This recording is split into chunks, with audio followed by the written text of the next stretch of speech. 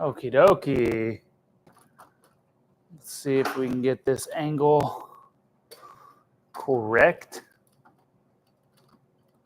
Hello. That's not it.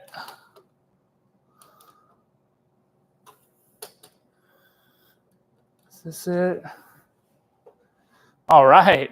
Welcome. We are here at Tanglefoot Brewing, and we are doing another live Q&A canning session. I've got everything set up.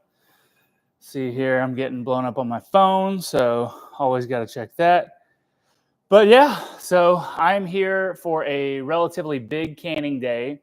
I've got several 6-packs that I have to do to catch up for regular service, as well as a lot of cans for an event next week, which I'll get into in a moment. But yeah, I got a lot of topics that I'm going to cover in this, and I have a lot of cans to do. So this is probably going to be a little bit longer one, and I'll have my head down, canning stuff up and getting to it. So we can go ahead and jump into this. Feel free to leave any questions in the live chat if you want. I'll try to answer them as quickly as I can. Also, let me know if you're hearing this, because I know that the mic situation can sometimes be a little funky. But yeah, so I'm going to go ahead and get started with the canning process, and then I will dive into some topics that I've got written down that I'm going to cover. So without further ado, we'll do the inaugural put a nicotine pouch in so that I can get my work done. And then I've got my coffee on the ready, pans and everything good to go. So I'm going to start with, I'm going to start with some 12 just to get a few out of the way. And then I'm going to head on to the new beer that I'm canning for the event. So hopefully that is, that's the smart play here. But I almost always start with a 12 when I'm doing cans, just because it's the ones the furthest to the right, and it's just always top of mind. But like I mentioned, I've got a lot to do today, and I've got several points of discussion that I've written down in preparation for this live stream. I didn't put a full-length video out this week, unfortunately, which I guess that leads nicely into one of the things I was going to talk about. Is I had a lot on my mind. Obviously, it's not a surprise, but I had what I call like the YouTube yips this week, where I specifically sat down for extended periods of time, like multiple hours at a time, to record videos, and just was not happy with any of it.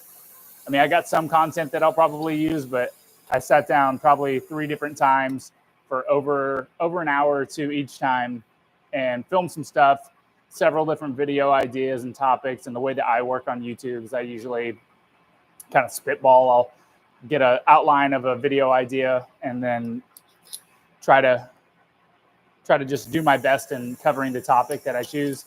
But I did that on multiple days and just didn't get anything out of it. Oh, great. The keg blew. Awesome. And I got some on my camera. That's great. Yeah, fun stuff. Well, I guess I won't be doing the 12 today then, because I do need to fill a new keg off the new batch.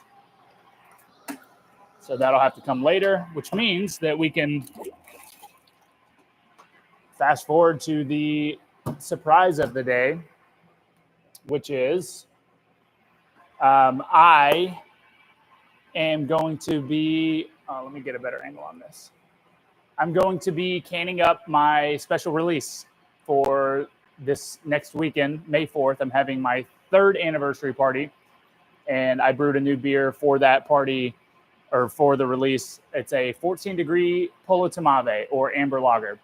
So I am pretty stoked about that. That is a crowd favorite every year that I've brewed it, and people are anticipating it right now.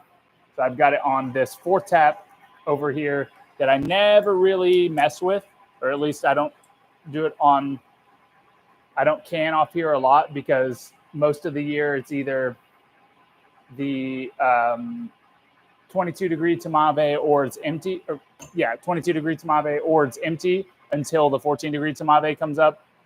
And then I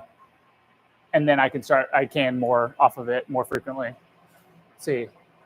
Who makes your 3-vessel system? What's up, Tyler? It's not a manufacturer that makes the whole thing. So the tanks are, or the hot side, the brew house, like the mash tun, the boil kettle, all that stuff is they're manufactured by a company called Latina. They're used a lot in the wine industry. They're Latina tanks, and the mash tun is modified with a false bottom and a manway. So somebody cut it out and welded it on there, the previous owners, I think. And then the boil kettle is retrofitted with a, they all have valves on them, but the boil kettle has like a little dip tube. So the hot side is pretty straightforward, 3 vessels that are slightly modified from Latina tanks. And there's a big brew deck bracket, just a stainless steel bracket that holds them up so that you can put burners underneath. And then the cold side, so the fermentation side, I have a glycol chiller from Pro Refrigeration. I mentioned it in a comment to somebody on a YouTube video the other day, but basically it's like a little 3/4 horsepower glycol chiller that feeds 4 barrel tanks, 2 fermentation vessels and 2 bright tanks. I forget the name of the manufacturer on those, but they're pretty generic. They're pretty standard, nothing too special about them. But so that's my system.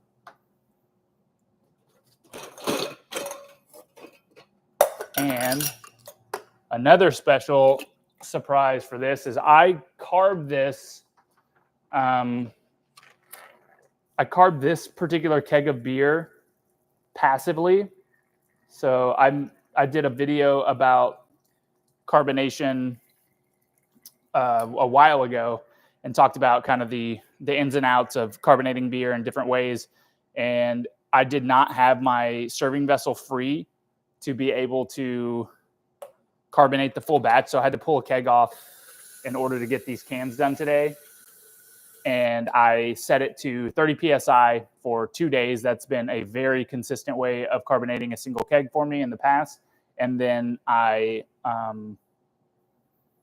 pulled it off, and now I'm going to be canning. So hopefully this is, I'll get a feel for the carbonation level in just a second, but hopefully this will be pretty solidly carbonated, and then I will carbonate the rest of the batch once I free up the vessel. And the reason that I didn't have a serving vessel open is I have a keg shortage, which was one of the points I wanted to talk about today. I only have like 10 or 12 half barrels, and then a bunch of miscellaneous like 5-gallon and 7-gallon kegs. But I primarily like to use half barrels because obviously there's more bang for your buck, more beer in a keg at a time. And so I have all of my half barrels filled right now. So I couldn't empty my bright tank that has my fresh batch of 12 degree in there. And so I had to just keg off a single keg. But I'm going to clean some kegs this week and hopefully get that emptied so that I can move the rest of the 14 degree Polo Tamave. And I know this is a very not technical way of measuring carbonation, but like I mentioned, I've done this method of pressurizing a keg to 30 PSI for 2 days, dozens and dozens and dozens of times with really good results. And just judging by the pressure, the feel of the can after canning it up, it's good to go. Good morning. What are you setting the purge PSI to? Purge PSI sits at about 4 to 5 PSI, and I just purge it for about 5 seconds for these 12-ounce cans. For 16-ounce cans, I'll go like 5 or 6 seconds. But yeah, purge PSI pretty low. It doesn't need to be super high pressure. In fact, if it's too high pressure, it'll just kind of like it'll be really turbulent in there, which isn't ideal.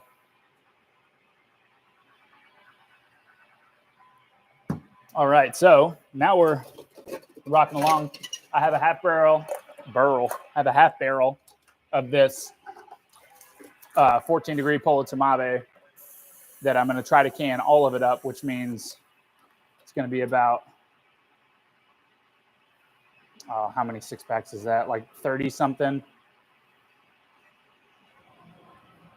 It's too early for me to do math. Sorry. But that'll be good preparation for the anniversary party.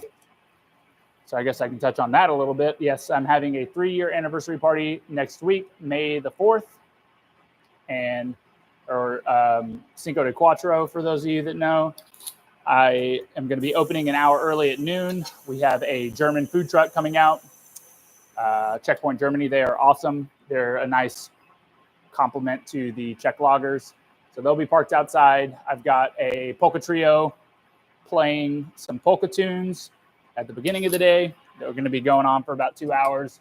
And then I'll have Jody come up and play some tunes, some more rock and roll tunes at the end. So it should be a good little party. Hopefully a good turnout, which will be very welcome after a few very slow weeks here at the tap room. Party Time Brewing Nice, that's around what I use.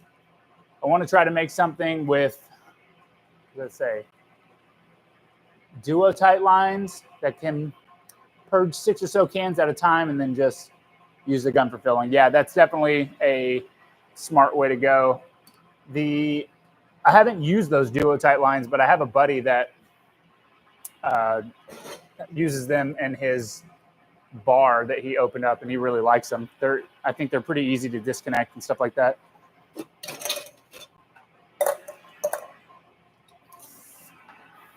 I'd be curious to see what that setup looks like. If you get it built out, shoot me a picture on Instagram. I'd love to see it. The original idea before, I just kind of like accepted the fact that this setup is just super simple and easy and repeatable. I just needed to do the physical handwork to can all these cans. I was going to build a jig that had basically the same line setup, but had a split in it and would connect to 2 of these dip tubes and some solenoid valves that I purchased and trialed out that would be used for, and then also some dip tubes for the CO2 as well. And then I would have similar to that, somebody mentioned it in the last live, that can filling system, but basically a button for the gas and then a button for the beer solenoid valve so that I could just set 2 cans in there and purge and fill 2 at the same time. And then the bottleneck would be the steaming part of the operation. But didn't end up working out.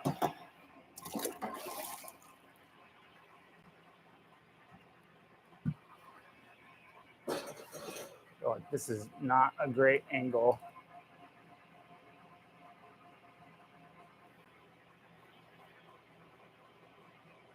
All right.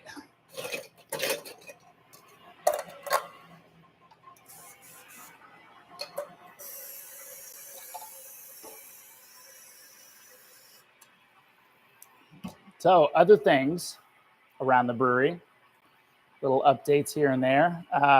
Fruit flies. This is the season where they just start to pop up.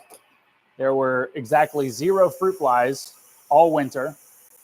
And in the last week or so, they have just popped up, which is always fun because they just seem to come out of nowhere. So definitely need to be more diligent about cleaning out the drains and stuff. That's usually a big hot spot for fruit flies to propagate. But it's such a weird seasonal thing too. Like, just if you've worked in a beer bar or any bar really that serves beer, fruit flies, they just come out of nowhere. They can get really bad during the summer too. So hopefully we can keep them at bay so that I don't have to serve beer with little flies in it. That's nice. flyless beers.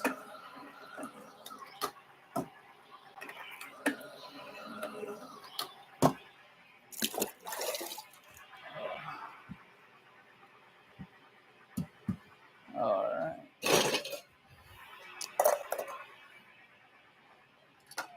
And for those that don't know what this 14-degree Polo Tamabe is, I think I've said this a bunch of times, so I apologize, but I think I still need to make a recipe for this beer and upload it to the website. I've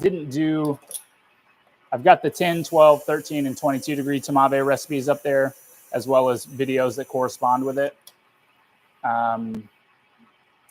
So I'll need to get on that. So hopefully I can get that video done this week and post that next week for the anniversary and get a little overview of this recipe, but just a short overview of it on this live. I developed this beer because I wanted to brew, well, Polo Tamabe was kind of the last Czech lager that I was interested in making, but I specifically brewed it this time of the year for this anniversary party because I wanted it to be kind of like my version of an Oktoberfest, specifically an Oktoberfest party.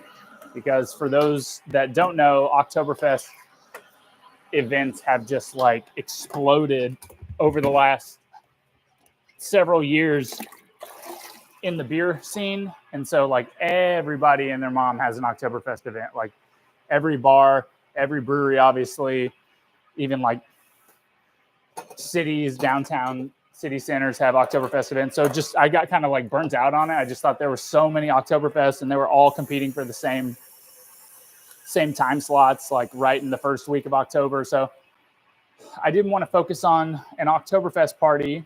So I wanted to create my own beer event, which I deem the Pivo Party. And that is my that's my anniversary party. So I had it last year on like the second weekend of May. This year it'll be the first weekend of May. And so that was the impetus behind brewing this amber colored lager that is sort of similar to a Marzen, but really it's more of a Vienna style lager brewed with Czech yeast and Czech Saaz hops. And the base is Pils. It's got a little bit of Vienna malt in there, and it has, I think, some caramel, a touch of Cara Munich 1, and just like a few ounces of Carafa Special 2 for that slightly reddish hue, which is a good tip if you've never brewed an amber colored beer or red ale. A little touch of roasted malt goes a long way and kind of builds that deeper red hue. And it's 14-degree starting gravity, so it turns out to be like a 5.5% beer when it's all said and done. Have a good one. Got to get prepped for a beer fest tonight. Dope. Good luck, party time. Enjoy the beer fest.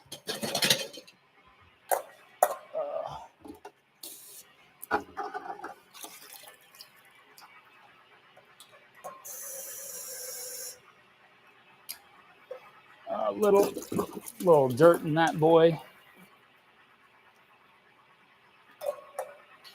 And this beer ends up being like, it's so weird. If anybody here works at a brewery or has hopes of starting a brewery, it's always the seasonal beers that people say are their favorites. So the second that this beer gets put on draft, it quickly becomes a crowd favorite. And then when it goes away, people miss it. And then they talk about the next seasonal release. So that's the kind of the fun part of having seasonal beers, is that people get excited about them. And then when they're gone, they want them even more. So that's nice. Build some scarcity and makes people come in for special events. But when you only have 3 core beers, I guess that's a natural byproduct because not many options.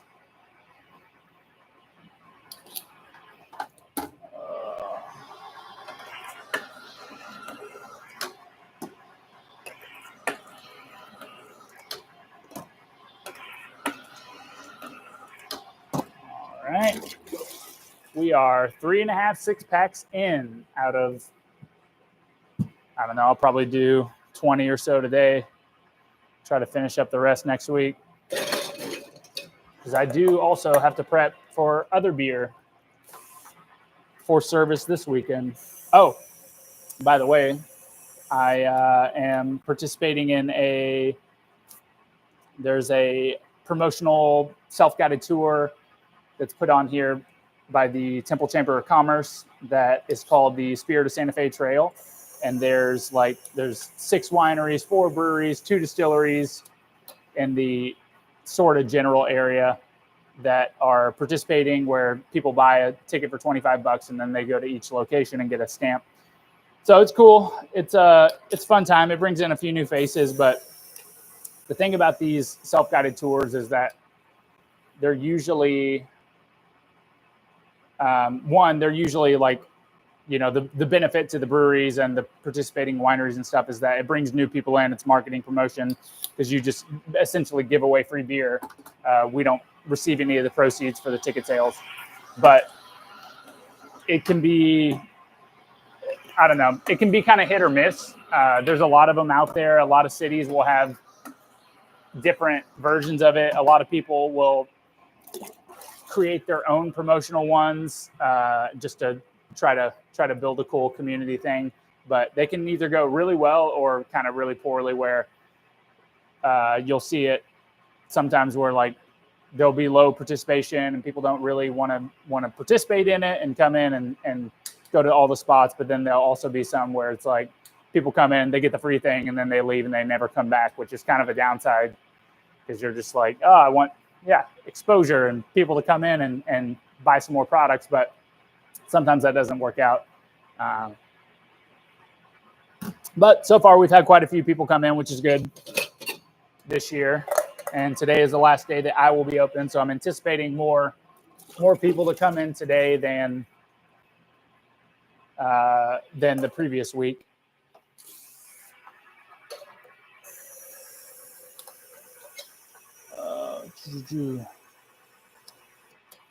Let's see. Oh, I've got weather written down here. I feel like I talk about weather a lot on these lives, but the weather has been really, really weird. There were some tornadoes yesterday, not in this immediate area, but there was one that touched down about 30 miles, 40 miles away. And then I heard that there were some bigger ones up in the Midwest region. So pretty strange weather conditions out there, which can sometimes negatively impact sales, because people don't want to go out and do stuff when there's a chance of a tornado.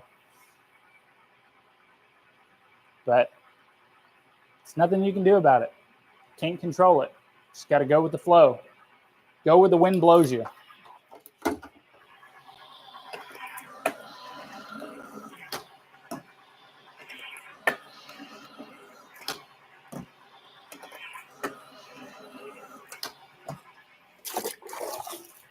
And last week was CBC, for those that don't know, the Craft Brewers Conference. And well, this year it was in Las Vegas. It travels around cities every year, but last week was the Craft Brewers Conference, and it also coincides with the World Beer Cup.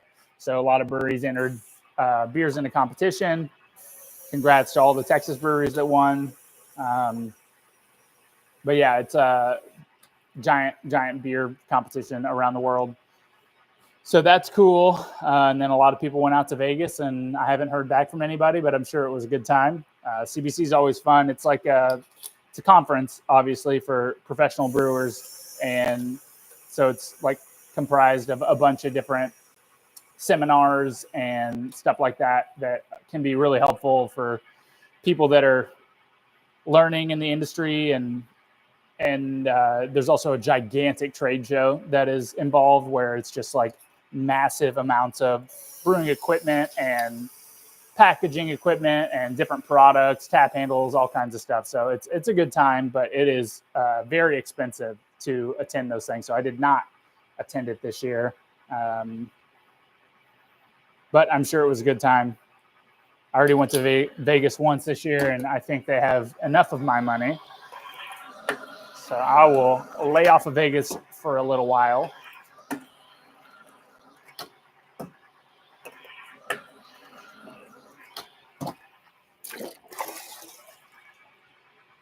And I think like a few days before CBC, the Brewers Association released the production numbers for 2023. So each year, the Brewers Association will poll their members, which are breweries, for their production volumes of the previous year. In fact, I think they do it twice a year. They'll get a halfway mark and then a full year production analysis. And then they put that together into a report and kind of, give perspective on the industry and what's going on.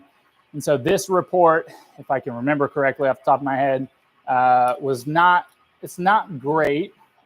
Beer overall, the whole beer market was down about 5% in total volume. It was either total volume or revenue. I can never remember. But the craft beer section portion of that was 1% down, and but it increased market share. So total beer production is like one pie. Then the craft beer slice is a specific percentage of that total pie. So the slice got marginally bigger, but the net overall production volume was down about 1%. And there was still a net increase in breweries. So seeing that on at least from talking with buddies of mine in the industry on the production front, definitely hard out there in distribution. Everybody is fighting for the same taps. Pretty slow, and at least in my tap room and a few other tap rooms of folks that I've talked to. So could be just the economy in general, or could be the I don't know. Could be just the craft beer market kind of going through a little dip, but not too much else that I glean from that other than just things are kind of down right now. I mean, I'm definitely seeing it. I'm not spending as much money, probably because I don't have as much money. But yeah, a lot of people, feedback from customers, just not going out, spending as much money as they were 6 months ago. So that's never fun.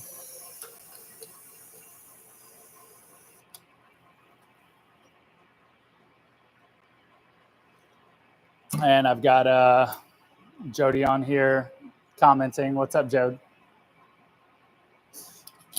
It's always nice to see her pop in here. I think she was the one that's blowing my phone up. I haven't checked my phone since I started, so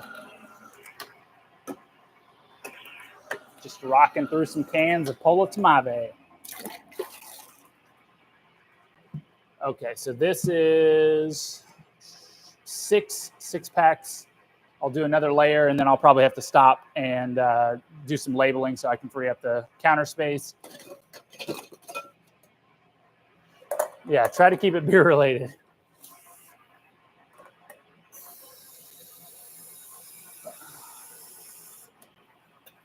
Oh, man.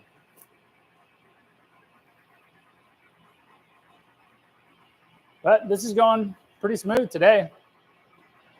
Nice and easy.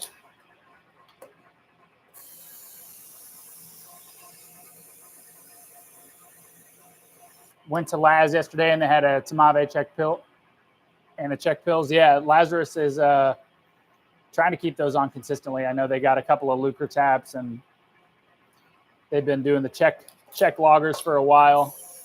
I think one of their employees came up here once and grabbed some beer and took it back for everybody to try. They said they enjoyed it, so that was nice. Yeah, their beers are solid. They just opened a new location close to us on Airport that is pretty massive and beautiful. But the parking ain't great.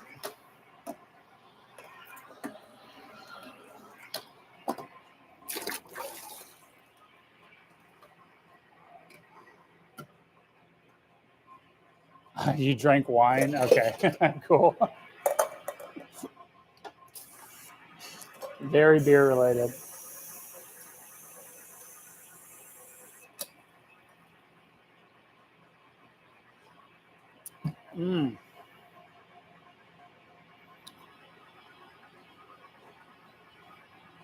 Well, this is me canning beer. It's another Saturday morning.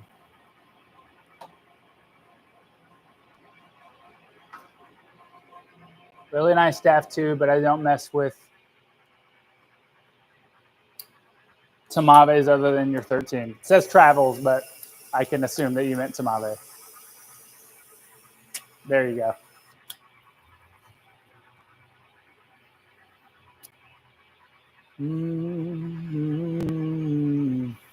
Went down a deep, dark Reddit rabbit hole this week as well.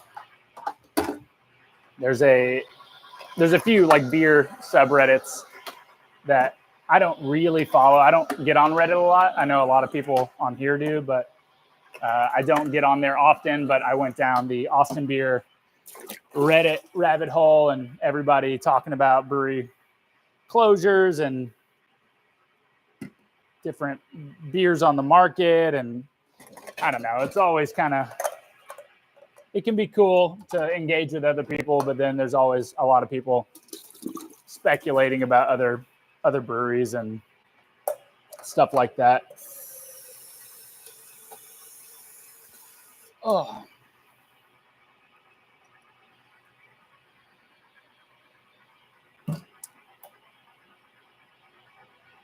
Yep.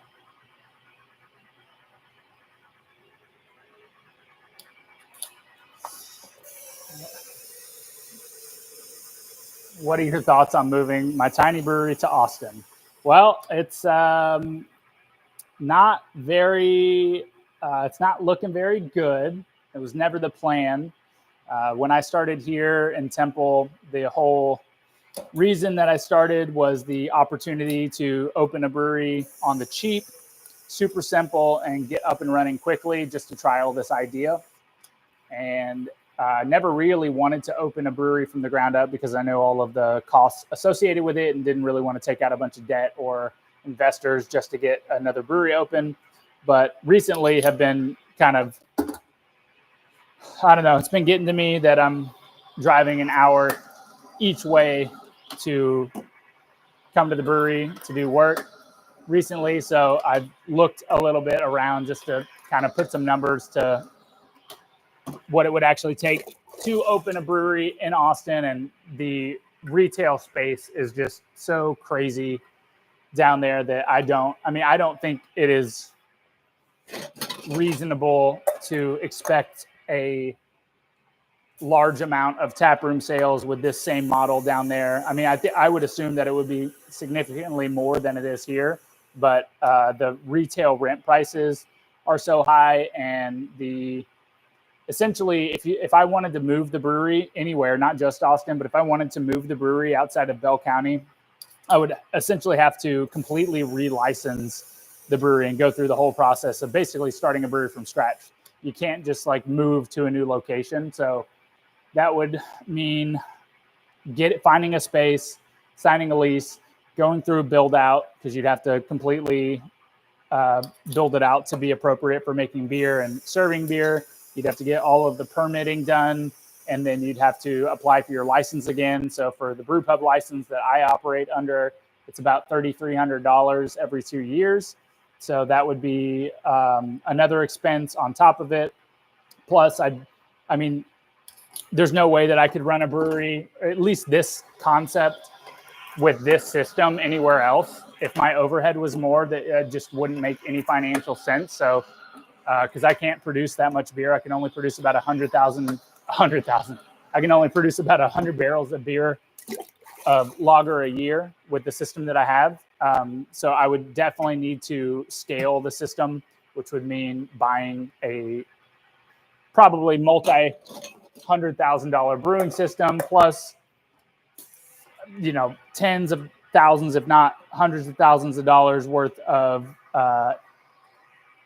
build out costs. And it just, at the end of the day, not looking like a viable option. But I did do a pop-up in Austin in March during South by Southwest, which was fun. So I just set up at a local business, gave beer away for free, sold some merch, and that was fun. So I've toyed around with the idea of just doing another pop-up. There's a location down the road from us that has a really cool little space that has different rooms and bars, and I think they do a lot of like renting out for parties and stuff like that.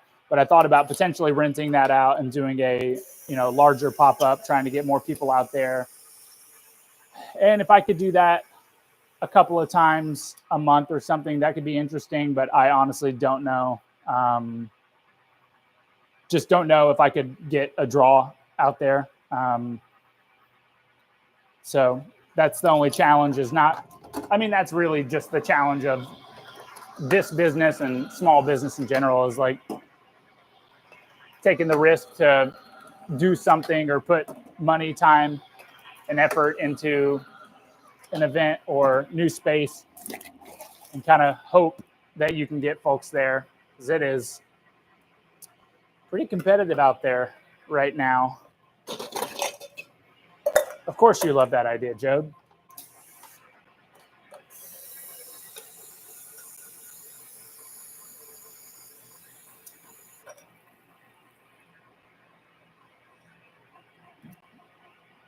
Oh, yeah, I think I've covered most of the stuff on my list. If anybody has any questions, feel free to shout them out. I know Jody's on there hitting it up. I know our friend at Humble Blades always wanted to collab on a pop-up. Yeah, I know Chris would like to do that too. So that could be a cool little partnership. Get a little knife and beer action going on.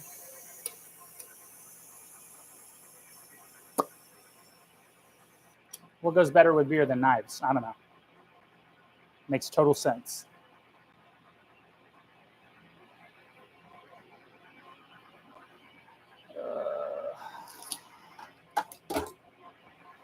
All right.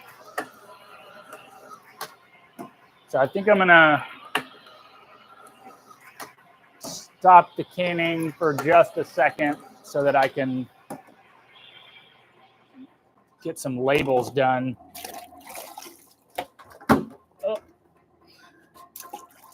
Get these cans off the counter so that I have more work room.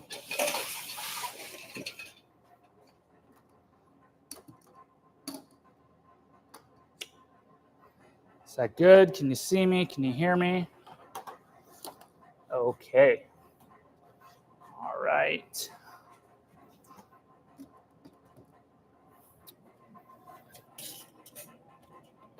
I'm going to get my incredibly amazing label applicator. So I'll get this set up with the new 14-degree Politamave labels. You can see that. These are the ones that'll go on the cans. This is a freshie. Got that on my latest can order or label order. Shout out Blue Label. They make awesome labels for cans. Hopefully this thing doesn't give me too much trouble. It has not been working great recently. I think it's just kind of wearing down, honestly. Okay. Come on.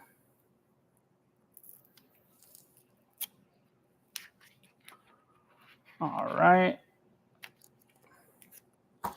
So I've got the little thingies in the roll that allows it to spin on the spindle and feed those labels out, hopefully nicely. Yeah, I'm excited to drink this beer. I don't generally crave this beer a ton, but when the weather starts changing and it gets a little warmer outside, springtime, Texas weather, I do start to crave a little bit of a refreshing malty lager. Come on. Oh, also at CBC, I mentioned CBC. Lucre did a little collaboration pop-up with the folks over at Cohesion and somebody else. I forget who else was involved, but they did a little Czech beer pop-up thing in Las Vegas when they were out there, which I thought was pretty cool. So I hope that was a good time for anybody that was out there, which I'm sure it was. Oh, come on. It's been doing this thing recently where it's like tearing the paper underneath, and I don't know why.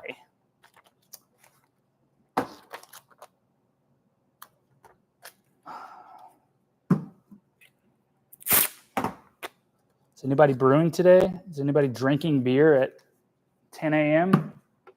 or whatever it is, whatever time it is where you're at? All right, bye, Jode.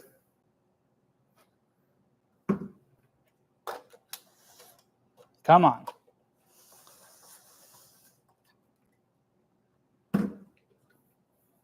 It's working a little bit better as I say that.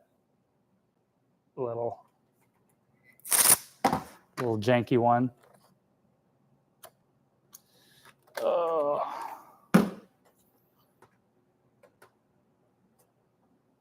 Come on. Well, I had got a few people on here today. It's so hard to tell when's a good time to start these lives. I did watch the replay, though, of the Hoppy Hour that they did a couple of days ago, and that was good. Good little conversation there. They were drinking some beers and having a good time. I know there's some crossover on this channel with viewership, so wonder if anybody else in here was on there as well. Not brewing, but transferring Helles to kegs, and then CIP the uni for the next batch tomorrow. Sounds dope. Good luck with that, Jay.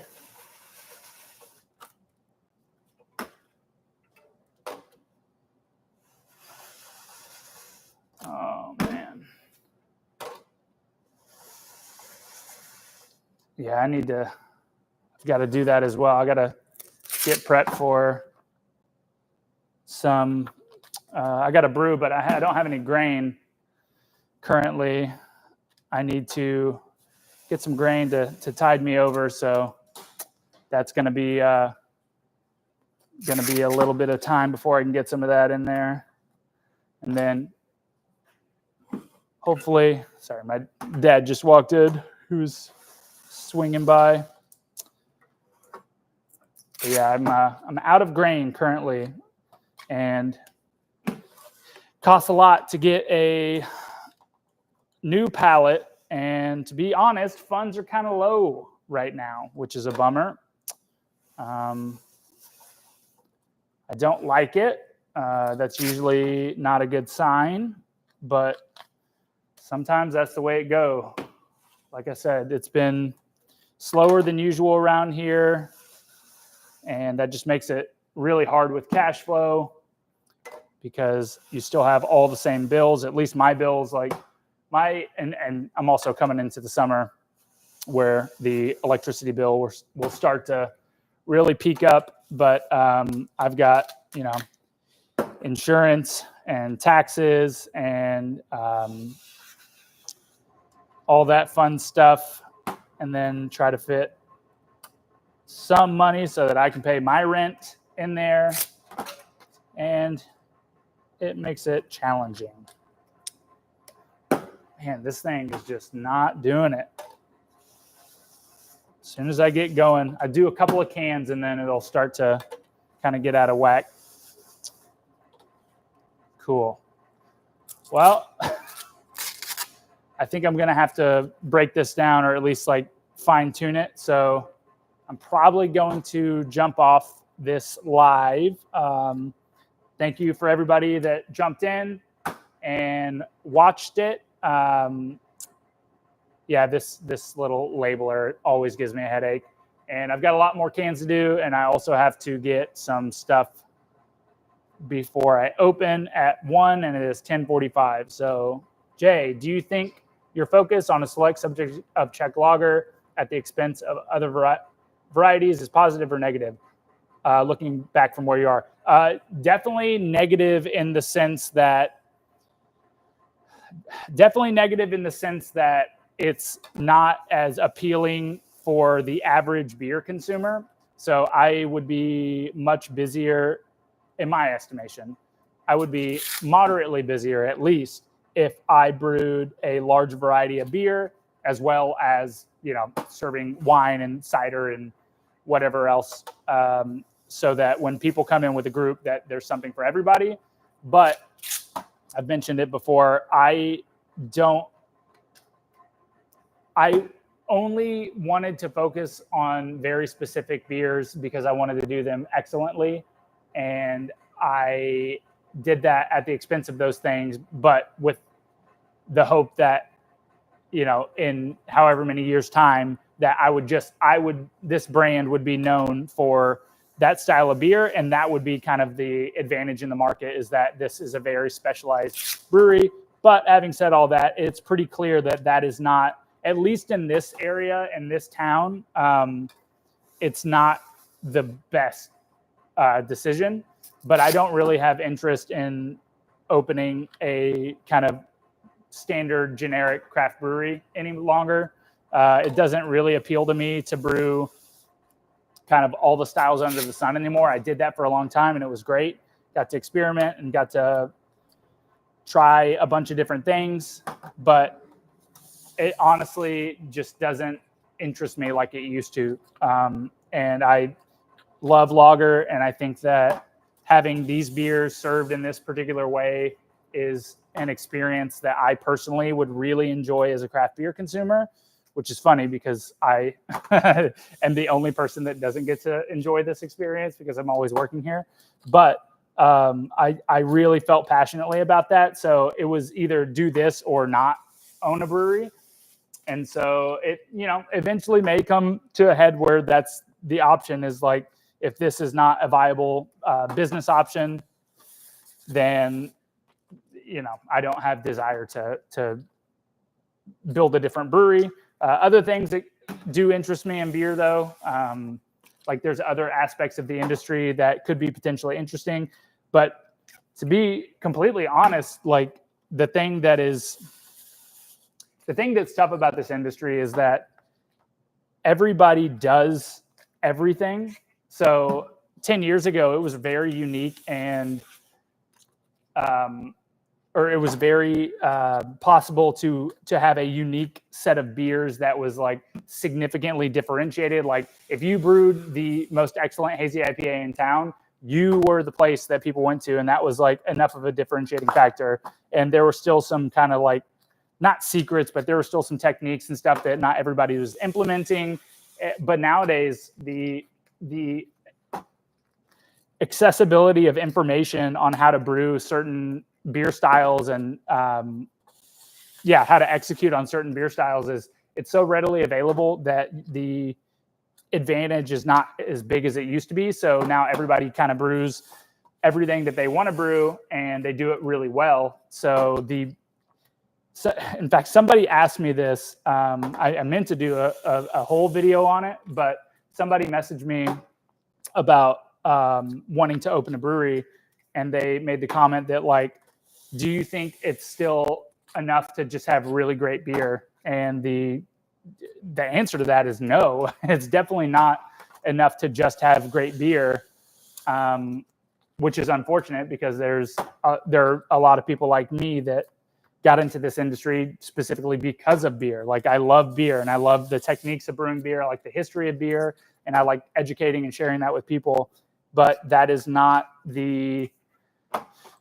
that is not what makes a good craft brewery any longer. And I have mentioned it on the Why Craft Breweries Are Closing video, but it's the business of being a brewery nowadays has very little to do with the actual liquid that you make, which seems counterintuitive, but it's so true. Like a brewery is a taproom model now, where it's an on-site taproom experience. The distribution breweries are struggling pretty hard right now. And so you are looking to get people on site to sell the beer that you make at a high margin price point. And in order to do that, you need more varieties of beer. You need more options of drinks, specifically wine, cider, and liquor. You need a event space you need that is accessible to kids and dogs and families and groups of people that don't just drink beer. You need food options. You need entertainment on most nights of the week, music, bingo, trivia. And so all of that is, it's different. You're running a different business, which is great if that's the business that you want to be in. But yeah, the business of just like brewing beer and selling beer is not the correct one to pursue if that is what you're interested in. So on that note, I think I will end this live. And now I'm just hand labeling these, but I do need to fix this labeling machine. So I'm going to get back to it. I've got to go fill some kegs as well. But I appreciate y'all jumping on here. Sorry for the rambling. I'm just trying to put my head down and work and answer questions as best I can. But thank you for joining again. Hope y'all have a great day. And we'll see you soon. Or not.